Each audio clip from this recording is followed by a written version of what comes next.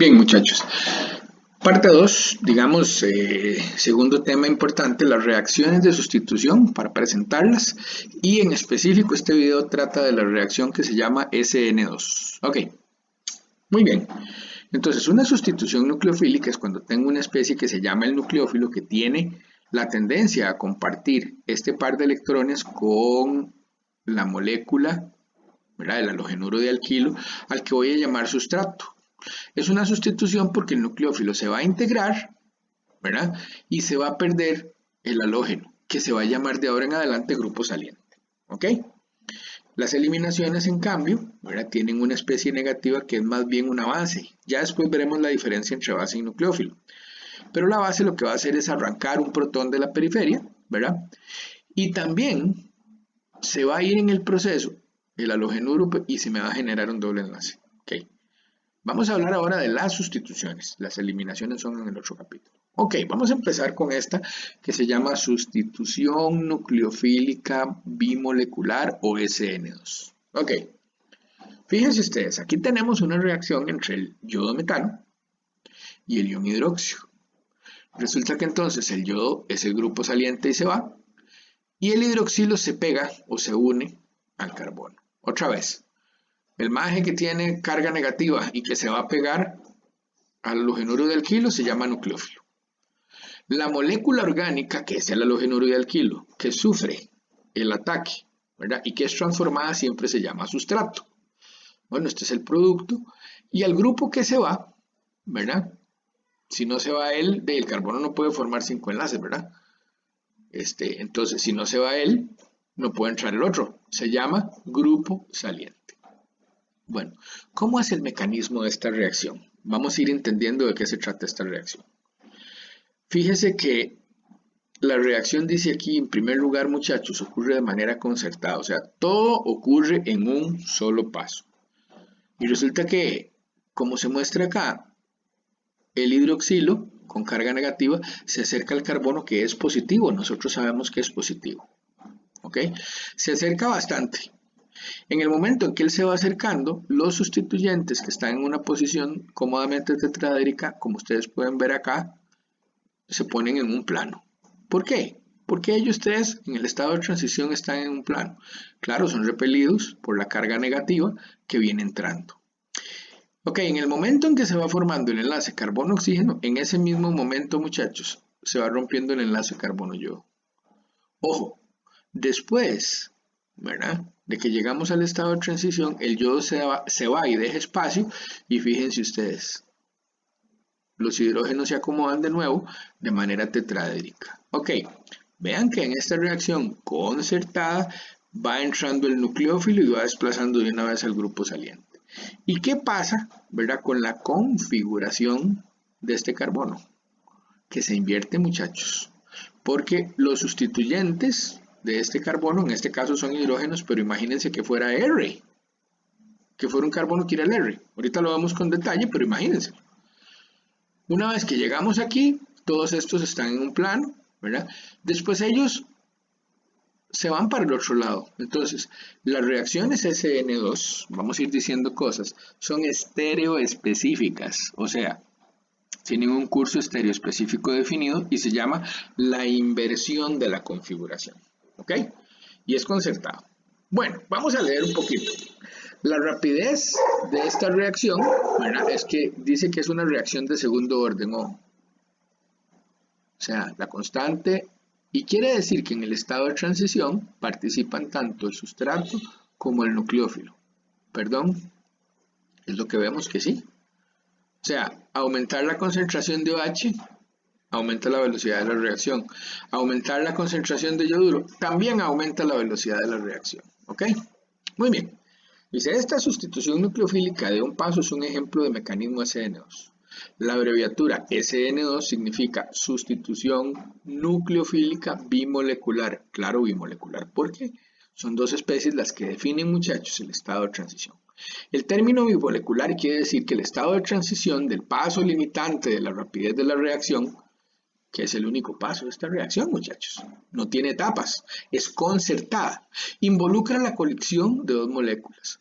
Las reacciones bimoleculares en general tienen ecuaciones de rapidez que son de segundo orden global. Sí, recuerden, en esta ley de velocidad, ¿verdad? Bueno, pues la reacción es de orden 1 con respecto al sustrato y de orden 1 con respecto al nucleófilo. Pero si sumo los dos órdenes, que son los numeritos de aquí, a los cuales están elevadas estas cosas, que en este caso es 1 y 1, el orden global de una reacción bimolecular es 2. O sea, la SN2 es una reacción de segundo orden, sí. La reacción del yoduro de metilo con el ion hidróxido es una reacción concertada que ocurre en un solo paso con la ruptura y formación simultánea de enlaces. Ok, tal vez les parece un poco pesado que lea, pero estas partes sí son muy importantes irlas dejando claras. Ahora, estoy cogiendo del texto de ustedes, muchachos. No me pueden descuidar la lectura del texto y quedarse solo viendo los videos. Tienen que leer el libro y hacer los problemas. Bien, no hay intermediario. Y dice, en este estado de transición se forma parcialmente un enlace hacia el nucleófilo. Y el enlace hacia el grupo saliente se rompe. Recuerde que un estado de transición no es una molécula discreta, no existe, no se puede aislar, ¿verdad? Y además es pentacoordinado, no es nada estable. Bueno, lo que tenemos ahora por acá que es la gráfica de energía versus coordenada de reacción. Se sabe para este proceso, muchachos, sí se sabe que la reacción es exotérmica, ¿ok? Entonces el estado inicial, sustrato más nucleófilo, ¿verdad? Se invierte energía hasta llegar al estado de transición pentacoordinado que tiene los sustituyentes del carbono en el mismo plano, el nucleófilo casi entrando y el grupo saliente casi saliendo, ¿verdad? Y en la parte de los productos pues tenemos en este caso el alcohol que se forma. Como ustedes pueden ver es una reacción exotérmica, ya lo mencionamos. Ok, muy bien, entonces tenemos acá pues reacciones químicas, ¿verdad? O unos ejemplos de reacciones químicas en las que yo puedo hacer la transferencia o el cambio de un halógeno por otro halógeno. ¿Ok? Entonces, muy importante que también son procesos SN2, ¿verdad? Y yo puedo hacer el cambio, muchachos, utilizando un éter corona que me va a disolver, ¿verdad? Al potasio y me va a dejar, en este caso, por ejemplo, al flúor, con carga negativa muy disponible, aunque es un pésimo nucleófilo, ¿verdad? Porque es muy electronegativo, no le gusta compartir los electrones. Pero si tengo el 18 corona 6, que se va a encargar de comerse el potasio, ya van a ver por qué uso esta expresión, muchachos, me va a dar una reacción, ¿ven? Entonces, estas son reacciones, también SN2 y son muy importantes, son reacciones de intercambio de halógeno, ¿ok? El yoduro, veremos después que sí es un muy buen nucleófilo y por eso desplaza el cloro con facilidad. Bueno, ¿qué otros nucleófilos tenemos? Bueno, fíjense ustedes. Un nucleófilo básicamente, muchachos, si estamos hablando ahora de nucleófilos, pues son especies que tienen a disposición carga negativa, pero los nucleófilos tienen una carga negativa que quieren compartir con un carbono para formar un enlace. ¿Un nucleófilo también es una base? Sí, una especie nucleofílica también tiene características básicas. Para la reacción SN2 lo que nos interesa es que forme enlaces con el carbono. Bueno, y es muy importante decirles, el ataque del nucleófilo en una SN2 es por la parte posterior, por la parte trasera. Tiene que acercarse mucho el nucleófilo. Entonces, yo prefiero, ¿verdad?, que el nucleófilo le guste mucho compartir los electrones con el carbono y no se quede a distancia, ¿verdad?, arrancando protones. Bueno, de eso hablaremos un poco más, pero vean toda la gama que existe, ¿verdad? El azufre es un muy buen nucleófilo porque es polarizable, muchachos. Le gusta compartir los electrones, ¿verdad? La nube electrónica en el azufre, ¿verdad? Si hay una carga positiva cerca, se deforma y tiende a generar un nuevo enlace rápidamente. Con el flúor no pasa esto, el flúor no quiere soltar los electrones, ¿ok? Bueno, aquí tenemos entonces muchos ejemplos de nucleófilos. Bueno, aquí tenemos algunos nucleófilos comunes también, fosforados, azufrados, ¿ok? El carbono también puede funcionar un nucleófilo, ¿verdad? Y claro que es muy bueno, muchachos, pensar en el hecho de que yo tenga nucleófilos con carga negativa. Ojo, puedo tener nucleófilos con carga negativa, ¿verdad? Y nucleófilos sin cargas, ¿ok? Por ejemplo, el agua es un nucleófilo más malo que el hidroxilo, porque no tiene carga negativa. Claro, también hay que tener cuidado con las condiciones de la reacción y como veremos, si no las cuidamos, el producto de eliminación se me da con un compuesto que también es más básico. Ojo, este es más nucleofílico y más básico que este. Sí, bien. Entonces, una base siempre es un nucleófilo más fuerte que su ácido conjugado, lo que acabamos de ver, ¿verdad? O sea, la reacción de arriba, ¿ves? Así ocurre más rápidamente que la de abajo porque este nucleófilo es bastante más malo, ¿ok? De nuevo, más nucleófilo y el orden. Recuerden, ¿qué es ser un nucleófilo? Un nucleófilo es una especie que tiene electrones y que los quiere compartir con el carbono. Pero es que esos mismos electrones funcionan como para que ese compuesto sea una base. Sí, entonces ahí es donde está la cosa. Yo modulo las condiciones de la reacción, ¿verdad? Concentración, temperatura y demás. Y además de modular las condiciones de la reacción, pues uso la especie que más me convenga, en la forma que más me convenga, para que él actúe mejor como un nucleófilo. O sea, compartiendo electrones con el carbono y no como una base arrancando protones. Ok, aquí está. La basicidad está definida por la constante de equilibrio para extraer un protón. Y la nucleofilia se define como la rapidez de ataque a un átomo de carbono electrofílico. ¿Se dan cuenta? Nucleófilo bueno comparte electrones con carbono. Base separa la distancia y coge un protón periférico. En ambos casos el nucleófilo o base forma un nuevo enlace. Si el nuevo enlace es hacia el protón, entonces este ha reaccionado como una base. Pero si el nuevo enlace es hacia el carbono, ha reaccionado como un nucleófilo. Entonces, para una SN2 yo necesito un nucleófilo muy bueno. Yo tengo que potenciar el comportamiento nucleofílico y ya les dije, eso lo logro de ahí, utilizando la especie negativa o la especie neutra, pero yo manejo las condiciones de la reacción. Bueno, resumen de tendencias en cuanto a la nucleofilia o la nucleofilicidad, lo dije, en una SN2. 1. Una especie con una carga negativa es un nucleófilo más fuerte que una especie neutra similar. En particular, una base es un nucleófilo más fuerte que su ácido conjugado. Ya lo dijimos, el OH más que el agua, ven, el SH negativo más que el H2S, y este ion, ¿verdad? El ion amiduro más que el amoníaco. La nucleofilia disminuye de izquierda a derecha en la tabla periódica, siguiendo el aumento de la electronegatividad de izquierda a derecha. Los elementos más electronegativos tienen pares de electrones no enlazados más estrechamente unidos y son menos reactivos. Claro, vean en esta secuencia el flúor es el peor nucleófilo porque es el más electronegativo. Él no va, aunque forme enlaces, o sea, su nube electrónica no va a deformarse cuando ve una carga positiva, le cuesta mucho, ¿verdad? Porque es muy electronegativo. En cambio, el nitrógeno, ¿verdad? Que es menos electronegativo que estos dos, es un mejor donante. Aquí tenemos más ejemplos en especies neutras, ¿verdad? Y ojo, mira, el fósforo y el azufre, ¿verdad? Que están en diferentes lugares, lógicamente, ¿verdad? En la tabla. El fósforo es un mejor nucleófilo que el azufre porque es menos electronegativo. 3. La nucleofilia aumenta de arriba hacia abajo en la tabla periódica siguiendo el aumento de tamaño y la polarizabilidad y la disminución de electronegatividad. ¿Por qué el yoduro, verdad, es un buen nucleófilo en condiciones más o menos estándar de una SN2? Porque como es tan grandote, los electrones de valencia no están siendo atraídos con mucha fuerza por el núcleo, muchachos. ¿No? Entonces, ¿saben qué es lo que pasa? Que cuando hay una carga positiva, aunque sea pequeña, esos electrones se van a mover, ¿verdad? Por una interacción positivo-negativo, y entonces, si hay la energía suficiente en el proceso y las condiciones de reacción, ya lo dije, entonces se va a formar un nuevo enlace. Si es polarizable la carga negativa, es más fácil que se comporte como un nucleófilo que como una base. Si no es polarizable, es muy probable que se comporte más la especie que tiene esa carga negativa como una base. ¿Ok? Entonces, vean que hay mucho de teoría en este capítulo. Ok. Bien.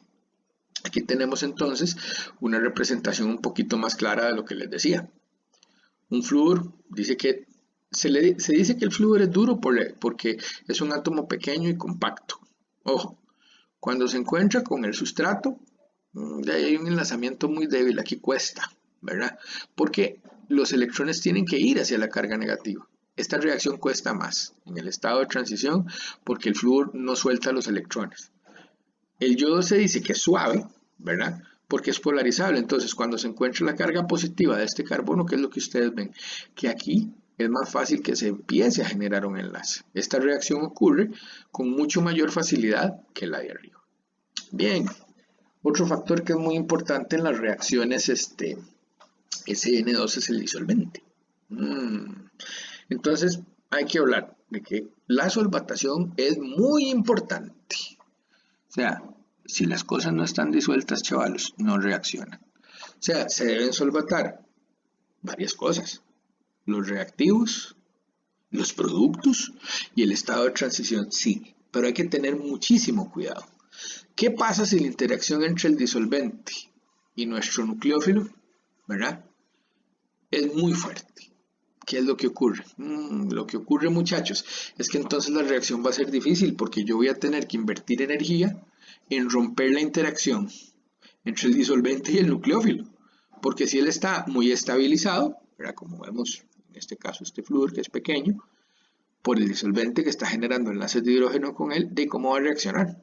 Entonces, el uso de disolventes lo vamos a detallar un poquito más ya, ¿verdad? Y hay que ser cuidadoso para que haya un compromiso entre que se disuelva todo, ¿verdad?, y que se estabilice el estado de transición también, muchachos, ¿ok? Que se estabilice el estado de transición del proceso, y entre que no esté tan bien disueltos los reactivos y el sustrato, muchachos, que después no haya reacción, ¿ok? Bueno, vamos a ver. Hay dos tipos de disolventes que se pueden usar entonces en una SN2. Los que son próticos, como alcoholes, amina, agua, y que son buenos para solvatar iones o nucleófilos pequeños. Los estabilizan mucho, ya les dije, ¿verdad? Dice un disolvente prótico, ese es el que tiene hidrógenos ácidos, ¿verdad? Por lo general, en la forma de grupos OH y NH. Tienden a generar entonces enlaces de hidrógeno fuertes, muchachos, con cargas negativas. ¿Ven? Entonces, si esa interacción es muy fuerte, la reacción también es difícil. Entonces dice, los aniones pequeños se solvatan más que los aniones grandes en un disolvente prótico, ya que el disolvente se aproxima más a un anión pequeño, claro, y forma enlaces por puente de hidrógeno más fuertes. Ok, cuando un anión reacciona como un nucleófilo se necesita energía para quitar las moléculas de disolvente. O sea, si está solvatado, recuerden que solvatado significa, chavalos, interacción positivo negativo fuerte. Es la razón por la cual, las sales, como el cloruro de sodio, se disuelven en agua. Entonces, bien, se necesita energía, dice, para quitar algunas moléculas del disolvente y romper algunos enlaces que por enlace de hidrógeno o puente de hidrógeno estabilizan al anión.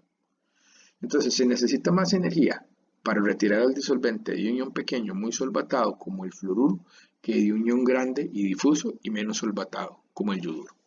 Ok, entonces yo puedo utilizar o me sirven los disolventes próticos para hacer reacciones SN2. Sí, claro, son muy útiles. Pero ¿con qué tipo de nucleófilos los voy a usar, muchachos? Lógicamente, ¿verdad?, que con unos iones que son grandes y difusos, que no son tan bien estabilizados por los disolventes próticos. Bueno, pero y ahora, ¿cómo hago con los, ¿cómo se llama? ¿Cómo hago con los otros aniones chiquitillos? Con los nucleófilos chiquitillos, ¿ok? Resulta que existen unos disolventes que se llaman los disolventes apróticos polares, chavalos. Ah, bueno, les dije que les iba a mostrar hace un rato el 18 Corona 6, ¿verdad?, que era el que me favorecía la transferencia ¿cómo se llama? O el cambio de un halógeno por otro, aunque fuera un mal nucleófilo. Esto es lo que hace, ¿ves? Es un éter cíclico, perdón, que solvata a la carga positiva. Bueno, eso es anterior. Muy bien. Pero les decía, existen disolventes apróticos que son polares. Bueno, estos no forman enlaces de hidrógeno con, ¿cómo se llama?, con los nucleófilos. Sean grandes o pequeños, ellos son polares. Como la DMF o la acetona son muy polares, ¿verdad? Y tienden a estabilizar más bien cargas positivas, ¿verdad?, y cargas negativas. Ojo, a diferencia de los disolventes próticos, los disolventes apróticos que no tienen OH o NH mejoran la nucleofilia de los aniones. Ok. Ojo, un anión es más reactivo en un disolvente aprótico porque no está demasiado solvatado. ¿Ven? Entonces, con los pequeños y también con los grandes yo puedo utilizar estos disolventes. ¿Por qué?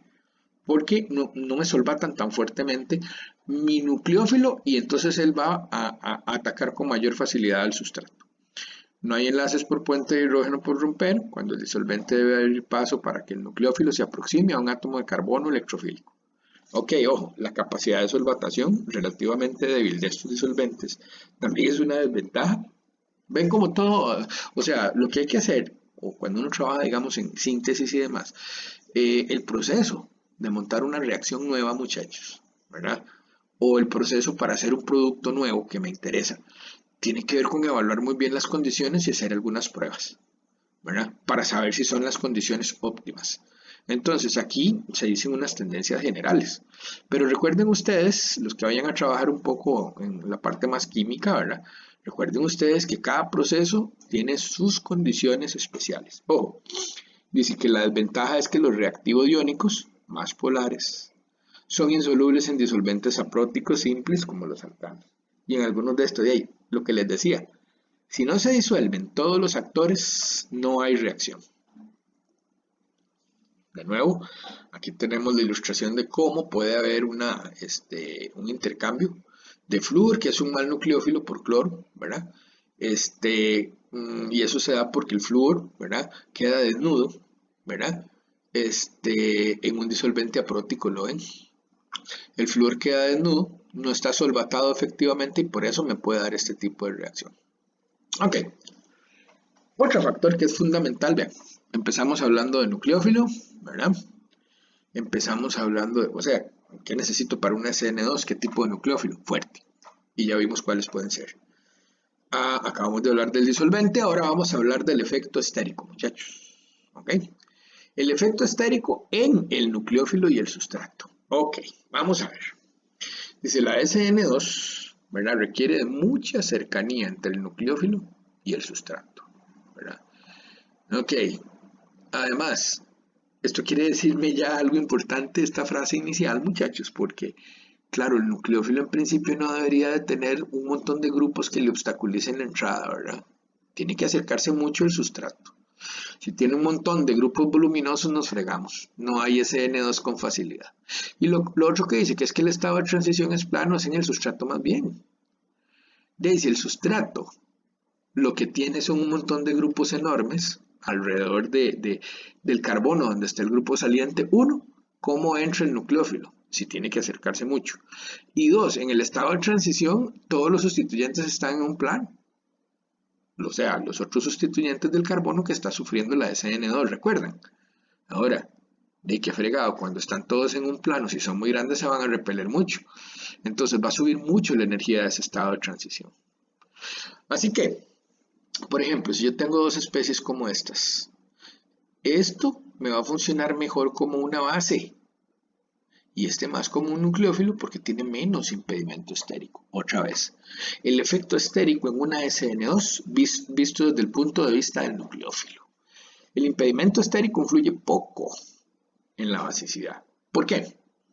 Porque esto que tiene mucho impedimento estérico se parquea, para decirlo de alguna forma diferente, a una cierta distancia de la molécula y le quita un protón. No necesita acercarse mucho para formar un enlace. Entonces la basicidad no se ve muy afectada por el efecto estérico. ¿Ok? Porque dice ahí, dice, ya que la basicidad implica el ataque a un protón no impedido. Sin embargo, cuando un nucleófilo ataca a un átomo de carbono, un nucleófilo voluminoso no puede acercarse fácilmente al átomo de carbono. ¿Lo vieron? La mayoría de las bases también son nucleófilos, chavalos, capaces de atacar a un protón o a un átomo de carbono electrofílico. Si queremos que una especie actúe como una base, utilicemos un reactivo voluminoso como este. ¿Ok? Recuerden, las bases favorecen las eliminaciones. Entonces tengo que tener mucho cuidado que quiero usar, si quiero que sea una reacción de sustitución como nucleófilo, ¿verdad? Porque si las condiciones no las cuido bien, lo que voy a tener es un producto de eliminación con una base, ¿verdad? Dice, si queremos que reaccione con un nucleófilo, utilizaremos un reactivo menos impedido como el etóxido.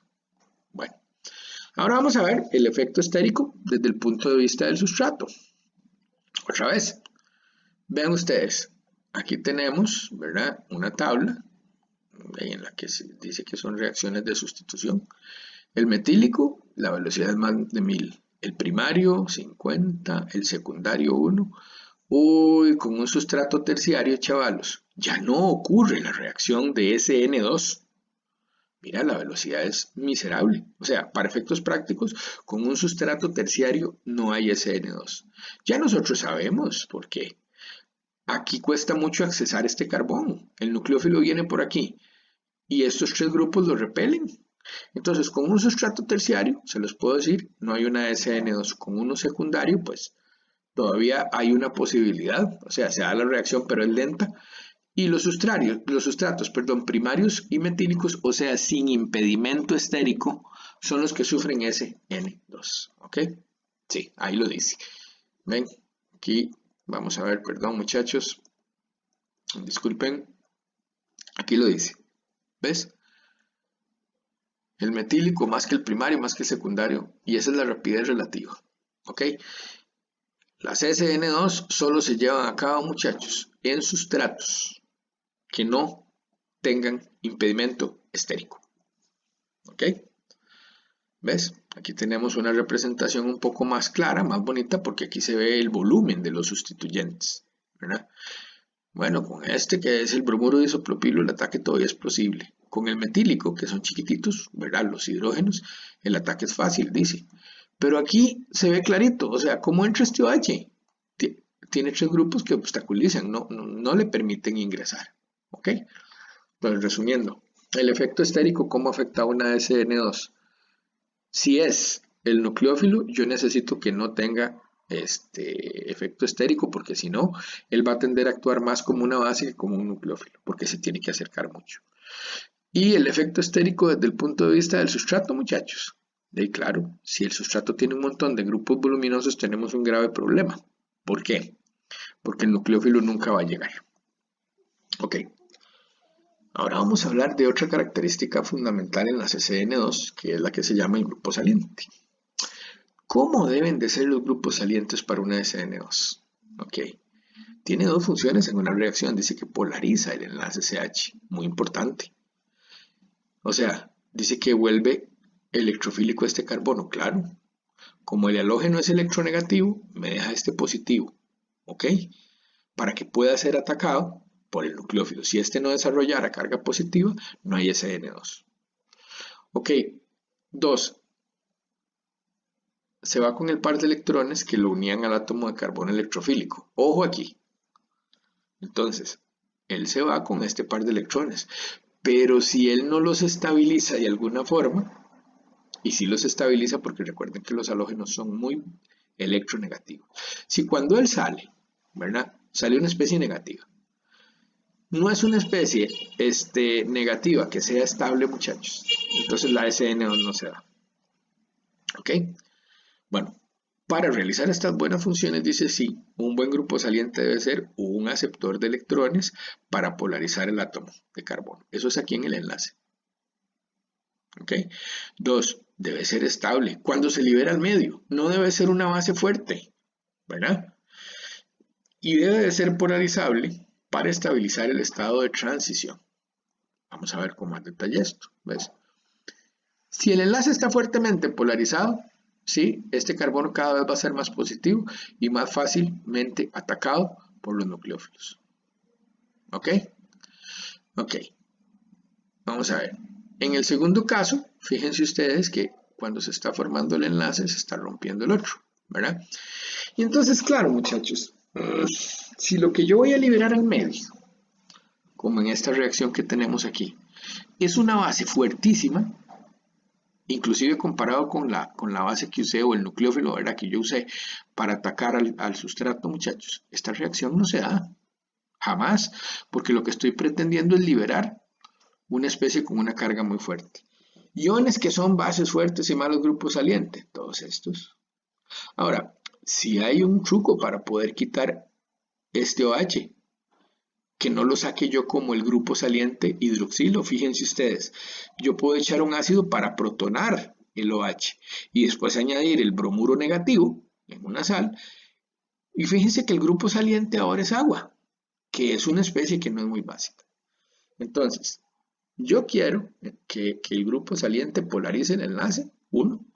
2, muy importante, que cuando se libere al medio no sea una base tan fuerte que me desestabilice el sistema. ¿Ok? Bueno, aquí tenemos bases débiles, ¿verdad? Que son comunes grupos salientes, claro. Los halógenos son electronegativos y acuérdense, una carga negativa, entre más grande es el halógeno, chavalos, de ahí más dispersa está. Si se liberan al medio, lo que estamos liberando al medio, muchachos, son especies estables. Bueno, los sulfonatos, fíjense ustedes, los sulfatos y los fosfatos. ¿Por qué serán estos buenos grupos salientes? Claro, porque el efecto electronegativo sobre este par de electrones con tantos átomos electronegativos es muy grande. Y además por la conjugación o resonancia. Bueno, moléculas neutras que pueden salir previa protonación, digamos, de estas especies, agua, alcoholes, algunas aminas y sulfuros. Son moléculas neutras que no son bases fuertes. Ok. Ahora, un buen grupo saliente debe ser polarizable para mantener el enlace parcial con el átomo de carbono en el estado de transición. Ojo, los nucleófilos y grupos salientes estabilizan el estado de transición al lograr un mejor traslape a mayor distancia. ¿Ok? Entonces eso es muy importante. O sea, el grupo saliente se está yendo, sí, se está rompiendo ese enlace. Pero tiene que haber el tiempo suficiente para que el nucleófilo ingrese. ¿Ok? Entonces, el grupo saliente se va yendo, pero lo va haciendo paulatinamente si es un grupo saliente polarizable, o sea, grande. Nucleófilo poco básico, pero electronegativo. Ese es el resumen. Así deben de ser los nucleófilos. Bien, vamos a terminar este videito ya casi hablando de la estereoespecificidad, ¿verdad?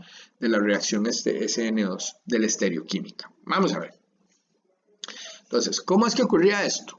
El nucleófilo entra por la parte trasera, que es por la que hay espacio, porque el bromo que tiene volumen es un átomo grande, va a salir por este lado.